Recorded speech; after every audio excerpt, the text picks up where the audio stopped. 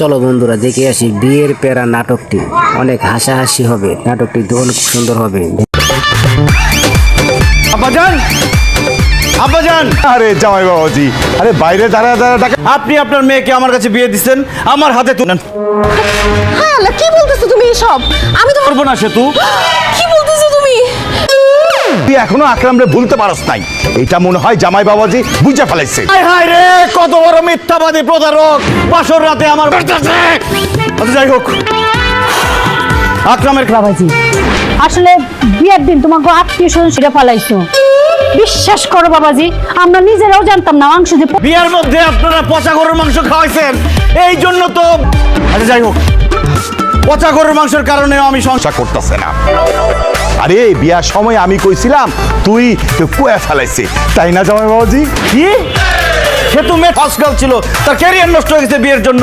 বিয়ের জন্য সে পড়াশোনা করতে আন্ডার ম্যাট্রিক হওয়ার কারণে আমি সংসার ভাঙতেছি না আব্বাজান। ওরে বাবারে, তাইলে কারো ধরে দিতে ইচ্ছা করে। মামা বাড়ি আবদার পাইছো না? আমার না, কারণ সংসার আমার ভালো লাগে না। খবরদার জামাই, তুমি যদি আর মামলা দেবো। নারী নির্যাতন মামলা কেন? নারী নির্যাতন, পুরুষ নির্যাতন, আরো কিছু। তুমি আমার মেয়েরা বিয়ে করছে কেন? বিয়ে করে তো বুঝছি আম্মা যে সংসার করা হইতে হবে, যেটা কোনোটাই আমার পক্ষে হওয়া সম্ভব না, তাই আমি সংসার করব না। সংসার আমার ভালো লাগে। তো আমি চাপছি, সংসার তোমাকে করতে হবে। আসো আসো। ও আচ্ছা, বাজার যাবি না বান্দরবন? কক্সবাজারও যাব না, বান্দরবানও যাব না, আমরা বৃদ্ধাশ্রমে। কি হায় হায়, এটা কি শুনলাম আমি? এখন আমাদেরকে বৃদ্ধাশ্রমে দিয়ে আসতে চাই। শাহানা, তুমি কি একটা এরকম হইতে পারে না। আমি সব বুঝতে পারছি, এগুলি সব ওই বৃদ্ধাশ্রমে দিয়ে আসছে। একদম ঠিক বলছো। আমারও মনে হইতেছে এটা বউবার সর। আর আমাকে আব্বা বলতে হবে না। তোমার আব্বা ডাকারে কি জিনিস সেই ফালতু কথা বলবেন না আব্বা। আমি কেন বলবো আপনার ছেলেকে যে আপনাদের বৃদ্ধাশ্রমে দিয়ে আসতে? আমাদেরকে যে একটু বেশি ভালোবাসে, এর জন্য তোমার হিংসা হয়, সেই জন্য আপনাদের ভাগে কম পড়ে যায়। আপনার ছেলে যে আমাকে ভালোবাসে সেটা আপনাদের সহ্য হয় না। বৃদ্ধাশ্রমে দিয়ে আসতে। আমি বলি নাই, আপনারা বলছেন। তুমি আমাকে কেউ কিচ্ছু বলে নাই, আমি নিজের ইচ্ছায় সুস্থ মস্তিষ্ক। কি অপরাধ কি করছি আমরা যে তুই আমাদের দুইজনকে বৃদ্ধাশ্রমে দিয়ে আসবি নাকি?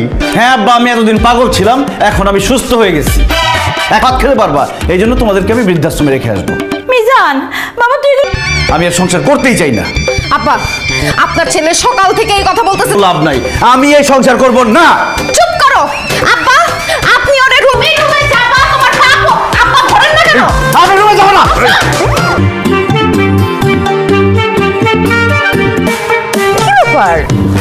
তুমি আমার পাশ থেকে কোনো সময় তো আমি রোমান্টিক হয়ে যেতে পারি। আমরা স্বামী স্ত্রী, রোমান্টিক হলে সমস্যা কই? সংসার আমার ভালো লাগে না, আমি চলে যাবো কয়েকদিন পর সন্ন্যাসে। এখন বাচ্চা হয়ে যায়, তুমি বাচ্চার ভরণ পোষণ দিবা, বাচ্চা তোমাকে বাবা বাবা বলে ডাকবে।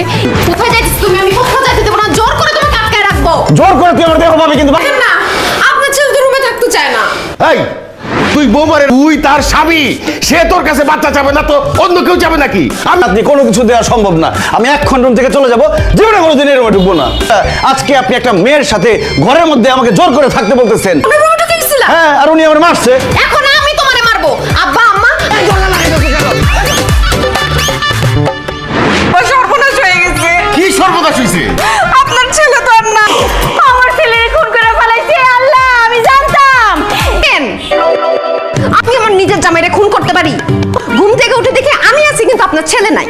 কি বৌমা, আপনারা কবে থেকে ভিক্ষা করেন চাচা? এই বেয়াদব! হ্যাঁ চাচি, আপনার পোলারে দেখি রাস্তার মোড়ে বৈশা ফকিরের লাগে ভিক্ষা করতেছে। আপনি নিশ্চয়ই ঘুমাইতে দেন আমার পোলারে।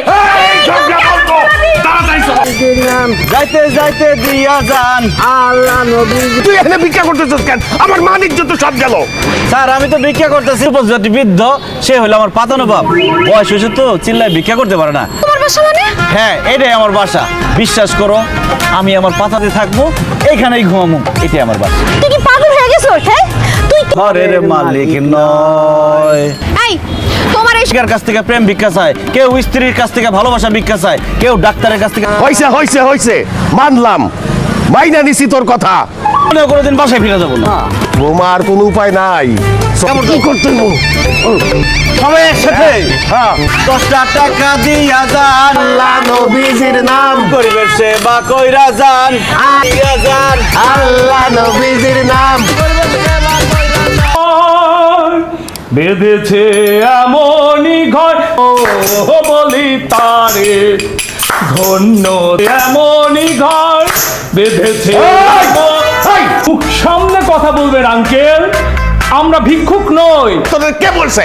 আমি বলেছি। মিজান আমাদের মুখ সামনে কথা বলবেন আন্টি, আমরা কোনো ফকির মিসকিন নই, আমরা সবাই লালন। চলো হারিয়ে যাই, আমার হারিয়ে যাওয়ার নেশা পেয়েছি। ছিল রে বাতা দুনয়নে নেশা তো দিনে, মিলন হবে কত দিনে। স্যার, ও আমার স্বামী। এই কি ব্যাপার, সংসার আপনার ভালো লাগে না? ঠিক হলে আপনাকে ডাকছি। ও বাইরে যেতে হবে না, ঠিক আছে, ভালো মতো থাকো। কি আমার কোনো নাম নাই, আপনি আমার নাম দিয়ে দেন যা। নাটকটি ভালো লাগলে একটি লাইক, কমেন্ট এবং সাবস্ক্রাইব করে দিও। ধন্যবাদ। ওকে ডান।